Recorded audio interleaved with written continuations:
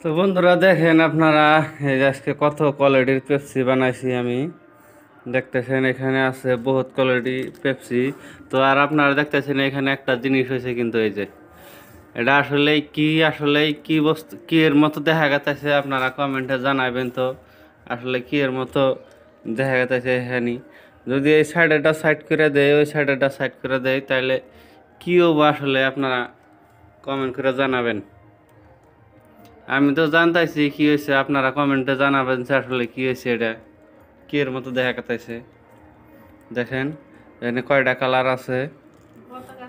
এই যে তারপরে তারপরে নতুন একটা আইটেম আনছি। এই যে দেখেন, নতুন এইগুলো হচ্ছে নতুন আইটেম। এগুলো নতুন আইটেম বানাইছি। দেখতেছেন কি মজার দেখা গেছে।